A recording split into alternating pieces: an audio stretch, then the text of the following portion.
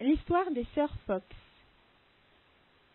C'est un phénomène de hantise qui attira l'attention sur les manifestations des esprits en Amérique au XIXe siècle.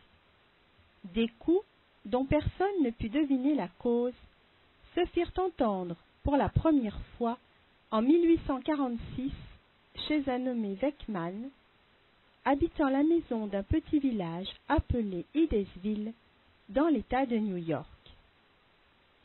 Rien ne fut négligé pour découvrir l'auteur de ces bruits mystérieux, mais on y put parvenir. 6 mois plus tard, en 1847, cette famille quitta la maison qui fut alors habitée par un membre de l'Église épiscopale méthodiste, M.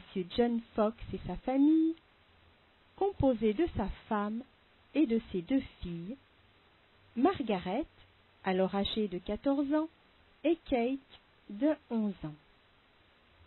La famille Fox était composée de 6 enfants, mais seuls Margaret et Kate vivaient alors avec leurs parents.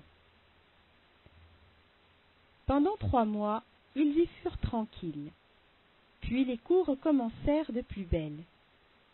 D'abord, c'étaient des bruits très légers, comme si quelqu'un frappait sur le parquet d'une des chambres à coucher, et à chaque fois, une vibration se faisait sentir sur le parquet.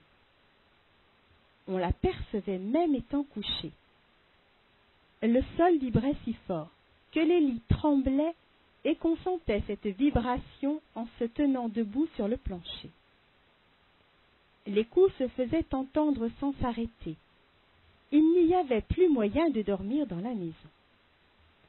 Le 31 mars 1848, Madame Fox et ses filles, n'ayant pu dormir pendant la nuit précédente et harassées de fatigue, se couchèrent de bonne heure dans la même chambre, espérant ainsi échapper aux manifestations qui se produisaient ordinairement au milieu de la nuit. Monsieur Fox était absent. Mais bientôt les coups recommencèrent, et les 2 jeunes filles, réveillées par ce vacarme, se mirent à les imiter en faisant claquer leurs doigts. À leur grand étonnement, les coups répondirent à chaque claquement. Alors, la plus jeune des filles, Miss Kate, voulut vérifier ce fait surprenant. Elle fit un claquement. On entendit 1 coup, 2, 3, et toujours l'être ou l'agent invisible rendit le même nombre de coups. Sa sœur dit en badinant: « Maintenant, faites comme moi. Comptez 1, 2, 3, 4, en frappant chaque fois dans sa main le nombre indiqué. » Les coups se suivirent avec la même précision, mais ce signe d'intelligence alarmant la jeune fille, elle cessa bientôt l'expérience. Madame Fox dit alors: « Compte 10. » L'agent frappa 10 fois. La mère posa une série de questions et les réponses données par chiffres montrèrent la plus grande connaissance de ses propres affaires qu'elle en avait elle-même. Car les coups insistaient sur le fait qu'elle avait 7 enfants, tandis qu'elle protestait n'en avoir mis au monde que 6, jusqu'à ce qu'un 7e, mort précocement, lui revint en mémoire. À cette question: « Êtes-vous un homme, vous qui frappez ?» Aucune réponse ne vint. Mais à celle-ci: « Êtes-vous un esprit ?» Il fut répondu par des coups nets et rapides. On appela une voisine, Madame Redfield. Son amusement se changea en émerveillement, puis en terreur au fur et à mesure qu'elle écoutait, elle aussi, les réponses correctes à des questions intimes. Madame Fox dit alors à son interlocuteur invisible: « Si nous faisions venir les voisins, les coups continueraient-ils à répondre ?» Un coup se fit entendre en signe d'affirmation. Les voisins appelés ne tardèrent pas à venir, comptant découvrir l'invisible frappeur par tous les moyens de surveillance possibles. Mais l'exactitude d'une foule de détails ainsi donnés par coup, en réponse aux questions adressées à l'être invisible sur les affaires particulières de chacun, convainquirent les plus incrédules. Le bruit de ces choses se répandit au loin, et bientôt arrivèrent de tous côtés des prêtres, des juges, des médecins et une foule de citoyens. Les voisins accoururent en foule tandis que se répandaient les rumeurs à propos de cette merveille. Les deux enfants furent emmenés par l'un d'eux, tandis que Madame Fox allait passer la nuit chez Madame Redfield. En leur absence, le phénomène se poursuivit exactement comme avant, ce qui, une fois pour toutes, réduit au silence toutes ces théories de craquements d'orteils et de genoux disloqués que des gens parfaitement ignorants des faits réels ont si souvent avancés. Tous les moyens de surveillance furent pratiqués pour découvrir l'invisible frappeur, mais l'enquête de la famille et celle de tout le voisinage fut inutile. On ne put découvrir de cause naturelle à ces singulières manifestations. Les expériences se suivirent, nombreuses et précises. Le dimanche suivant, la maison était pleine à craquer. Plus de 300 personnes étaient présentes à ce moment-là. Les curieux, attirés par ces phénomènes nouveaux, ne se contentèrent plus de demandes et de réponses. L'un d'eux, nommé Isaac Post, eut l'idée de réciter à haute voix les lettres de l'alphabet en priant l'esprit de vouloir bien frapper un coup sur celles qui composaient les mots qu'il voulait faire comprendre. De ce jour, la télégraphie spirituelle était trouvée. Ce procédé est celui que nous verrons appliqué aux tables tournantes. Telle fut la première conversation qui eut lieu dans les temps modernes et que l'on ait constatée entre les êtres de l'autre monde et celui-ci. De cette manière, Madame Fox parvint à savoir que l'esprit qui lui répondait était celui d'un homme qui avait été assassiné dans la maison qu'elle habitait plusieurs années auparavant, qu'il se nommait Charles B. Rosma, qu'il était colporteur et âgé de 31 ans, lorsque la personne chez laquelle il logeait le tua pour avoir son argent et l'enterra dans la cave. Des ossements humains furent effectivement trouvés plus tard. Voilà, dans toute sa simplicité, le début du phénomène qui devait révolutionner le monde entier. Nié par les savants officiels, raillé par la presse des deux mondes, mis à l'index par des religions craintives et jalouses, suspect à la justice, exploité par des charlatans sans vergogne, le spiritisme devait cependant faire son chemin et conquérir des adhérents, dont le chiffre s'élève à plusieurs millions, car il possède ces forces plus puissantes que tout au monde, la vérité.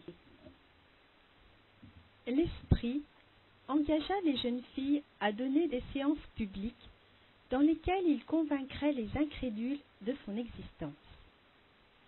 La famille Fox alla se fixer à Rochester et, suivant les conseils de leur ami de l'espace, ces jeunes missionnaires n'hésitèrent pas à braver le fanatisme protestant en proposant de se soumettre au plus rigoureux contrôle.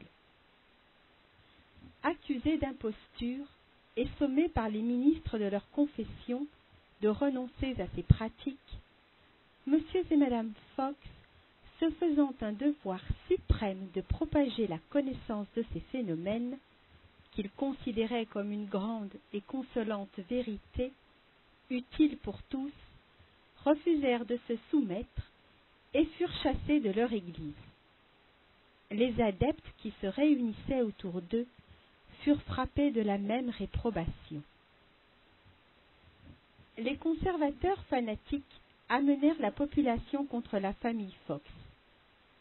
Les apôtres de la foi nouvelle offrirent alors de faire la preuve publique de la réalité des manifestations devant la population réunie à Corinthian Hall, la plus grande salle de la ville. On commença par une conférence où furent exposés les progrès du phénomène depuis les premiers jours. Cette communication, accueillie par des huées, aboutit pourtant à la nomination d'une commission chargée d'examiner les faits. Contre l'attente générale et contre sa conviction propre, la commission fut forcée d'avouer qu'après l'examen le plus minutieux, elle n'avait pu découvrir aucune trace de fraude.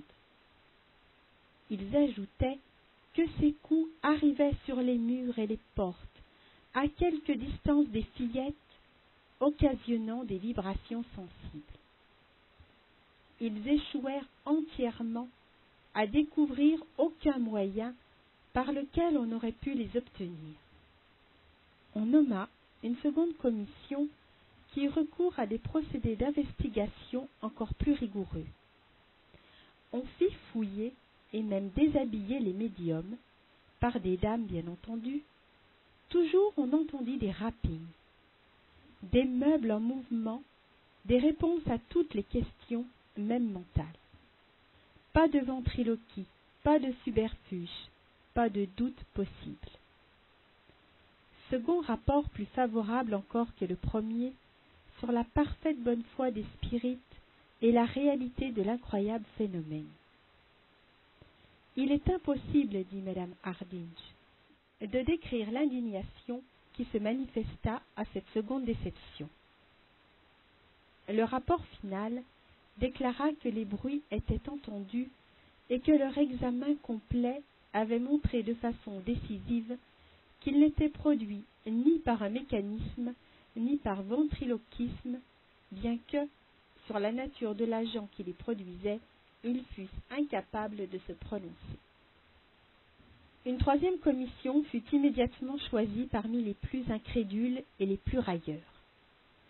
Le résultat de ces investigations, encore plus outrageantes que les deux autres pour les pauvres jeunes filles, tourna plus que jamais à la confusion de leurs détracteurs. Le comité témoigna ensuite que leurs questions, certaines posées mentalement, avaient reçu des réponses correctes. La foule, exaspérée, convaincue de la trahison des commissaires et de leur connivence avec les imposteurs, avait déclaré que si le rapport était favorable, elle lyncherait les médiums et leurs avocats. Les jeunes filles, malgré leur terreur, escortées de leurs familles et de quelques amis, ne se présentèrent pas moins à la réunion et prirent place sur l'estrade de la grande salle, tous décidés à périr, s'il le fallait, martyrs d'une impopulaire mais indiscutable vérité. La lecture du rapport fut faite par un membre de la commission qui avait juré de découvrir le truc, mais il dut avouer que la cause des coups frappés, malgré les plus minutieuses recherches, lui était inconnue. Aussitôt eut lieu un tumulte effroyable. La populace voulut lyncher les jeunes filles, et elles l'eussent été sans l'intervention d'un quaker nommé George Villette, qui leur fit un rempart de son corps et ramena la foule à des sentiments plus humains. On voit par ce récit que le spiritisme fut étudié sévèrement dès son début. Ce ne sont pas seulement des voisins, plus ou moins ignorants, qui constatent un fait inexplicable, mais des commissions régulièrement nommées qui, après enquête minutieuse, sont obligées de reconnaître l'authenticité absolue du phénomène.